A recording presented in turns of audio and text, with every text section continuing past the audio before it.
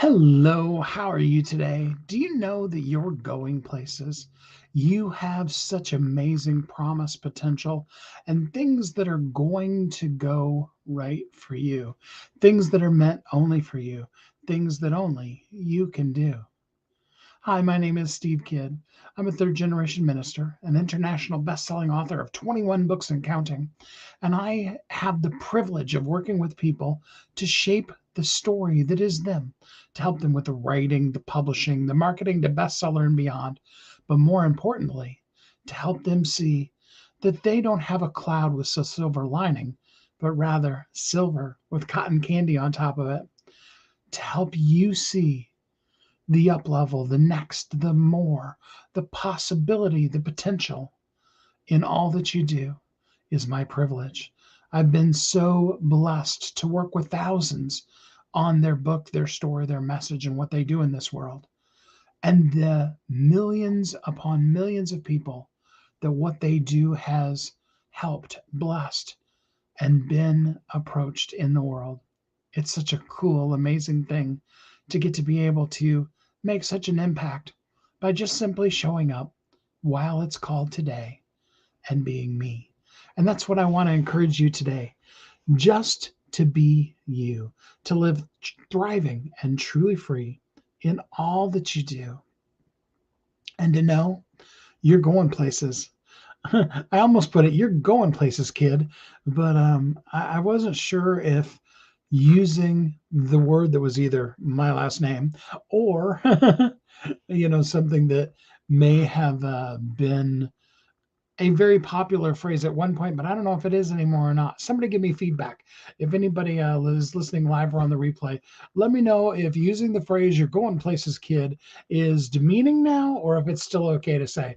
I never know anymore. I'm so not woke, so uncultured, so old. That's who I am.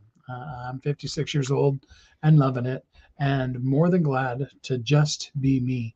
So let's talk about the places you're going to go. Well, this whole week may end up being Dr. Seuss week. Yesterday, we talked about the Butter Battle book by Dr. Seuss. Today, I want to talk about another one of his more obscure books. You more likely that you've read this one than you would have the Butter Battle book, but very possibly not one you've read. And that's a book called Oh, the Places You Will Go. Such a great book. If you haven't ever read it, you really need to. I used to read it to my salespeople, when I was working in the Kirby office and they were going to go out around the town all day long. Such a beautiful, encouragement about all the places you're going to go today. I want to pull out a specific quote from that book and really focus in on that. He says in the book, he says, with a head full of brains and shoes full of feet, oh, the places you'll go and all the people that you'll meet. I love that phrase, a head full of brains and shoes full of feet. Dr. Seuss had a great way of making fun rhymes. I find myself sometimes when I'm writing poetry, I will fall into Dr. Seuss space and I'm like, hey, that was very Dr. Seussish. Not sure that I'm saying that it's as good as his, but very limericky, very, fanciful with the way that the words come together. Sometimes it's really fun to write poetry. I don't know if you've ever done it or not, but for an almost 2 year time frame, I wrote a poem every single day. And it was both fun, sometimes challenging, very, very deeply creative. Some of them were so deeply romantic, and others of them just hilariously funny.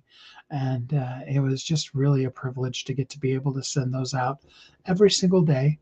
Just another little way of me being me while it was called today. Whether you look back at the years in my life when I was a young man writing songs, writing music, and collaborating with the band that I was part of to bring those songs out. Or you talk about all the creative things that I've done in the church, sermons. I wrote a play. I always thought it was funny, but it may have only ever entertained me. I essentially wrote Mary and the Three Wise Guys, and I kind of used some old school mafia kind of these here Utes. Have you ever seen the movie? Oh gosh, what's the name of the movie? Anyway, the one with Joe Pesci where he's an attorney for the very first time. It was a lot of that kind of tongue in cheek, type of verbiage and stuff. And needless to say, it was a lot of fun, and it was just another creative outlet. And then, of course, all the books I've written and the poetry that I was doing there for a while. And now I get a chance to be able to come on here and talk to you. Not that I'm still not writing books and sometimes some songs. I wrote one. It's been about 6 months ago since I wrote my last song. I don't write them as often as I did back then, but they still come out of me sometimes. It's fun to be able to just show up in the world and be you. And that's why I wanted to say to you, oh, the places you're gonna go, kid. There is so many cool things for you. And that doesn't necessarily mean you're going on a trip, though you might. But what it does mean is that with every step you take in this world, every breath that you take, every move you make, I'm not actually technically stalking you like that and watching you, but I do have some stalker tendencies. So you never know. I am definitely rooting for you, cheering for you, and seeing the amazing stuff that you're going to do in this world. And oh, the places that you will go, the people that you will meet, the things that you are destined to do that are part and parcel and sole purpose of who you are. To just simply wake up and be you. I was talking to somebody and I was being interviewed, and they asked me, "What's your morning routine?" And at first, I was feeling a little ashamed of myself. I have to say it that way because that's kind of how I was feeling.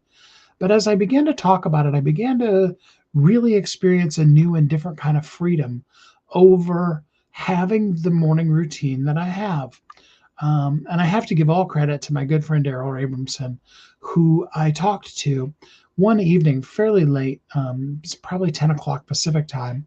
He was a single guy living by himself too. So sometimes we would chat. Sometimes we'd even jump on, like a Zoom or a Skype, in the middle of the night. And it's pretty cool that you get to be able to have a personal phone call or a Zoom conversation with a multi-billionaire who would just call you his friend and give you advice as a friend does. It was so cool. And I was sharing with him that I was kind of beating myself up over the fact that during the middle of most days I was getting really tired and all I could really do was lay down and take a nap. And that's not how, it's supposed to be because you're supposed to work 9 to 5 or, five, since you're an entrepreneur, 5 a.m. till 8 or 10 o'clock at night every single day, right? If you don't fall into the bed absolutely exhausted, then you can't possibly be working hard enough. That's kind of the messages that we either are told or we give to ourselves, even when nobody else says it. And he said to me, he said, here's the thing. If you were the kind of person who was, just laying around playing video games and not doing any work, then this would be a very different conversation. He goes, but I know you. I know how late it is tonight, and I know that you're still working, and I know that you were available. This particular call actually happened because he sent me a message and I was available, and I immediately answered him. And he was asking a question about his book that I was so honored to be part of, to help him with, to put it out into the world. And, I answered it right then immediately. And he said, you're answering those kind of questions that late at night. You value people and you give them your time generously day and night, and there's a whole nother discussion we could have about me and boundaries. All right. Um, but that's a whole different conversation. So, really the cool part about what he told me was work when your body tells you to work and sleep when your body tells you to sleep. He goes, I'll tell you if you have fallen into, laziness or procrastination or those kind of things. It goes, I'll let you know. I see you. I see how you show up in the world and all that you're doing. He goes, and I'll let you know if you've slidden off track. He goes, but just show up when it's time to show up and shut down when it's time to shut down. Rather than living a life of have tos, live a life of power and purpose. Such good advice. And so I take that and I share that with you today. Couple that together with Dr. Seuss, with your head full of brains and your shoes full of feet. Oh, the places you'll go and the people that you'll meet. You're going places. You're going to make a difference. In fact, you're going to make the difference that only you can make just by simply being wherever you are, in your house, in your neighborhood, or on a vacation, or wherever you happen to show up at. You're going to make a difference just by being you. It's amazing. It's incredible that a person just like you could get up in the morning full of purpose, head full of brains and shoes full of feet, and head out into the world. And maybe, like me, maybe you live out in the middle of nowhere.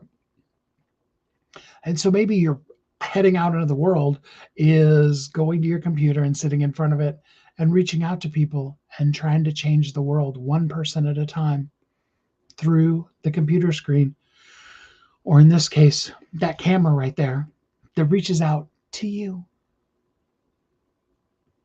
And you do that thing and you go all those places all around the whole of the world, just simply sharing you and shining the light that is you. For others of you, maybe you live in a big city and, walking from your door down the steps and out to the street, you may run into, tens, if not hundreds of people. And you walk down the street and you're surrounded by throngs of people. Any of you who have never walked in New York City, it's a totally different experience. It's very interesting. It's fun to learn, but it's also a little scary if you're not from there, because they do walk everywhere they go, and they do stop rather abruptly at the very last second you could possibly stop at the corner when you shouldn't go. And they go very abruptly too. In fact, I learned while I was there, a local taught me this, that they don't watch the stop and go sign, the little walk, don't walk. They actually watch the traffic light. And when the light turns yellow, the person at the front of the line steps out into the street. I was terrified, and I'm glad I've never had to drive in New York, because I was like, oh my gosh, now you have to be ready for the yellow just in case, because you pretty well got to slam on your brakes the second you see it. No running yellow lights there, but you can be surrounded, almost pushed down the street by throngs of people.